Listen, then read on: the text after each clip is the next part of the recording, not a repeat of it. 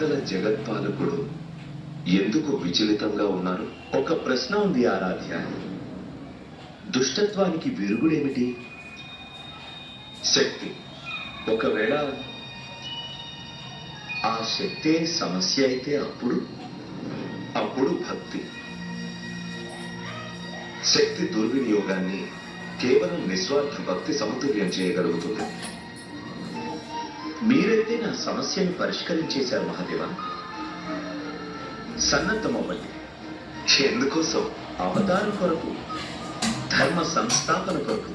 అసురులను సంహరించడం, వాళ్ళని దుర్మాడటం ఇది మీ అధికారం, మీ కర్తవ్యం.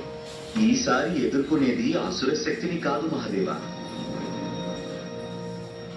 శక్తిలో వచ్చిన అసుర ఆలోచనలే. అధర్మం అసురుల కంటే ఎక్కువ నరులలో మరియు వానరులలో కూడా తన పాదాన్ని మోపుతుంది. అందుచేతే నా సుదర్శన శక్తితో పాటుగా రుద్రాక్ష భక్తి ఆవశ్యకత కూడా ఉంది.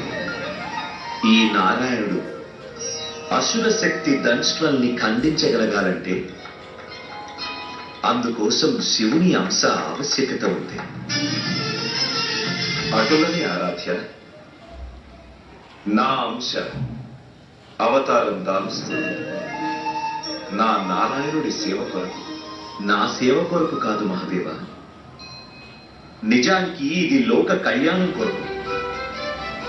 మీ యొక్క అంశ పాపపు పర్వతాన్ని పెకలించి వాటిలో నుంచి స్నేహ సంజీవనిని తీసుకొస్తారు. ఈనాటి వరకు మీరు అధర్మాన్ని సంహారం చేసుకుంటూ వచ్చారు. కానీ ఈసారి మీరు ధర్మానికి ప్రతీకగా నిలుస్తారు. ఈసారి హరుడు లేకుండా ఈ హరి ధర్మస్థాపన ఎట్టి పరిస్థితిలోనూ చేయలేడు.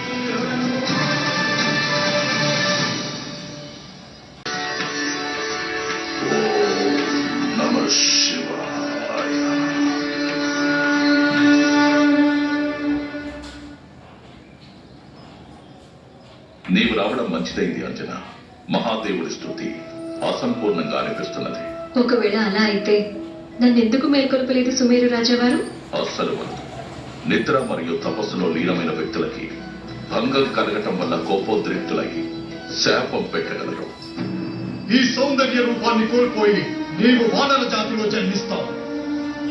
ఒకవేళ అంజనాదేవి నాకు శాపం పెట్టిందంటే అప్పుడు ఈ కేసరి ఏమైపోతాడు? శాపగ్రస్తమైతే చేశానుగా మీ జీవితాన్ని. ఇన్ని సంవత్సరాలుగా సంతానాన్ని ఇవ్వలేకపోయాను.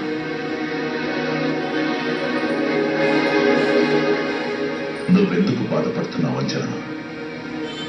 ఒక స్త్రీకి పర్యాయ పదం కేవలం తల్లి అవ్వడమే కాదు. ఈ స్త్రీ సుమేరుకి రాణి కూడా.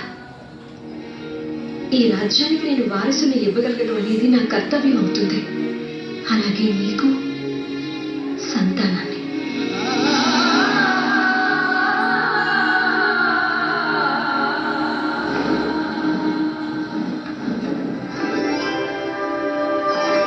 మిత్రమా,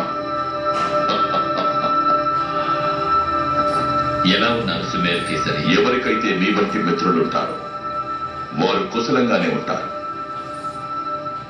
మా రాణిని పరిచయం చేసుకోండి. వీరు అంజన, సుమేరు రాజు సతీమణి. వీరితో మీకు పరిచయం ఉందా? నేను ముందెప్పుడు మిమ్మల్ని కలవనే లేదే. తెలియడం కోసం కలవాల్సిన ఆవశ్యకత లేదు. మీరొక అప్సరస.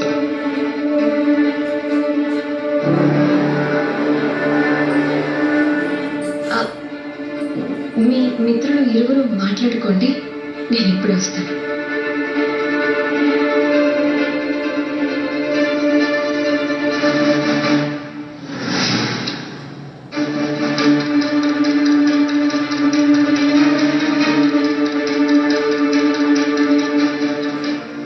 వానర బాలలు మామిడి పళ్ళ పంపకంలో గొడవ పడుతున్నారు.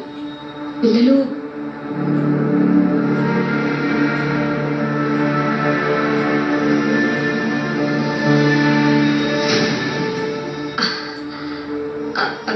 మీరు వెళ్ళి మీ పెద్దతండ్రి గారితో చెప్పండి. పదండి పదండి. కేసరి తిన తండ్రి, వానర బాలలు మామిడి పండ్ల పంపకం కోసం గొడవ పడుతున్నారు. మీరు శీఘ్రమే మాతో రండి. నేను ఇప్పుడే వస్తాను.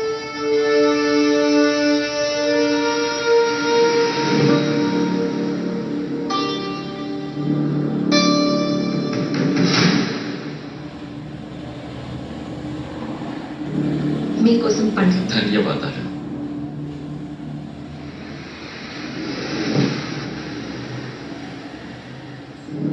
మధురంగా ఉన్నాయి.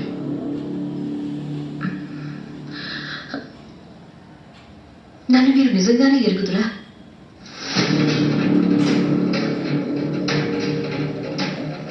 నాకిప్పుడు ఏం తెలుసు అన్నది ప్రధానం కాదు దేవి. ప్రధానం ఏమిటంటే మీరు ఏమి తెలుసుకోవాలనుకుంటున్నారు? నా ముక్తికి మార్గం. సంతానం కలిగాక నాకు విముక్తి కలుగుతుంది, కానీ నాకు ముక్తి ఎందుకు కలగటం లేదు? సంతానం నాకు ఎప్పుడు కలుగుతుంది? శాప విమోచన నాకు ఎప్పుడు జరుగుతుంది? మీ స్వామికి మీ గత జన్మ గురించి సత్యం చెప్పండి. నేను ఈ సత్యం వారికి ఎన్నటికీ చెప్పలేను. ఏమి సత్యం అంజనా?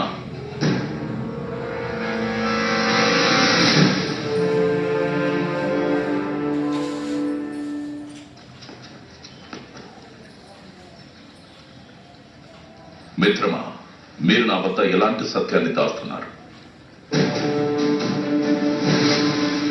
అలాగే అంజన ఇంత క్రోధంగా ఎందుకుంది? మిత్రత్వంలో హద్దులు ఆవశ్యకత అవుతాయి కేసరి. మిత్రత్వ సంబంధం కొరకు నేను సతీపతుల సంబంధంలో అతిక్రమణ చేయలేను. అంజనాదేవి సత్యమంతా వెల్లడిస్తే శుభమవుతుంది. నేను వీడ్కోలు తీసుకుంటున్నాను. ప్రణామాలు మిత్రమా.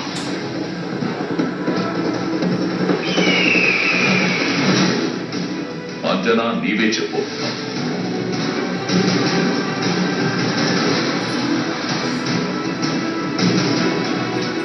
అంజనా,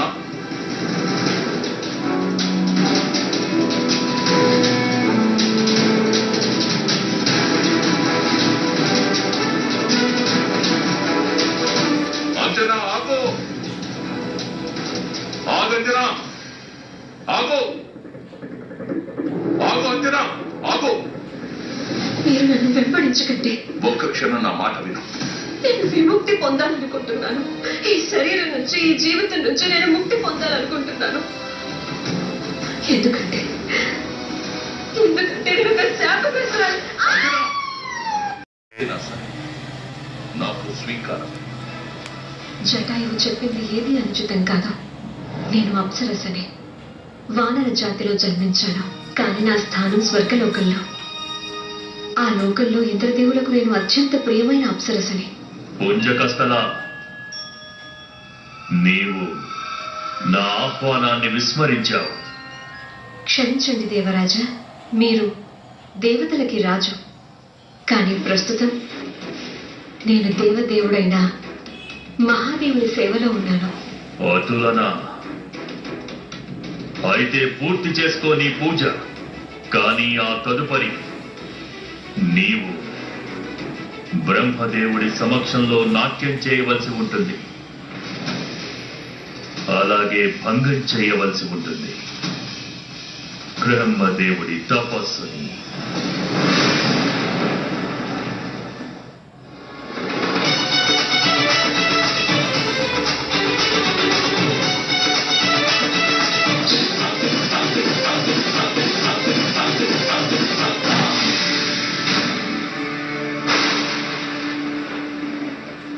పుంజకస్తలా, వానరములాగా ఎగిరి గంతులు వేస్తూ నువ్వు నా ధ్యానాన్ని భంగపరిచావు.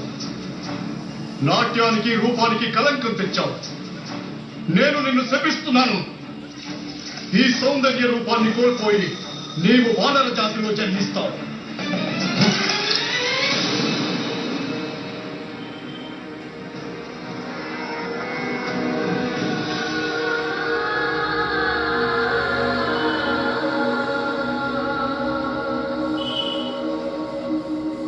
నీ గత జీవితం మీద నాకు ఎలాంటి అధికారం లేదు. అలాగే నాకు దానితో ఏ సమస్య కూడా లేదు. మహాదేవుడే మన జీవితాలని ఏకం చేశాడు. మహాదేవుడే మన జీవితాలకి మార్గం చూపిస్తాడు. వాయుదేవ, నా ఈ శక్తి పుంజం అంశని కేవలం మీ వంటి పావన, నిశ్చల, అలాగే నిస్వార్థ శక్తి మాత్రమే నియంత్రించగలదు. అందుచేత నా ఈ అంశని అంజనాదేవి వద్దకి చేరవేసే బాధ్యతని మీరే నిర్వర్తించాలి.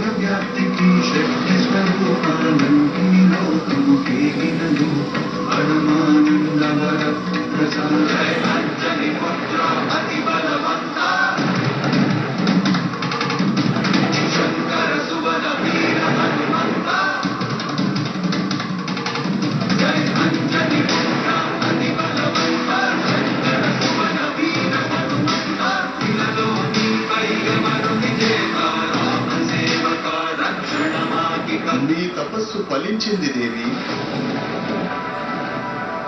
దాని ఫలమే ఇది, ఈ దైవాంశ. మీరు శపించబడ్డారని అనుకోవద్దు. మీరు దివ్యులు. అందుచేతే ఈ దివ్యబాలుడి కొరకు మిమ్మల్ని ఎంచుకోవటం జరిగింది. అంతా మహాదేవుని అభిష్టం.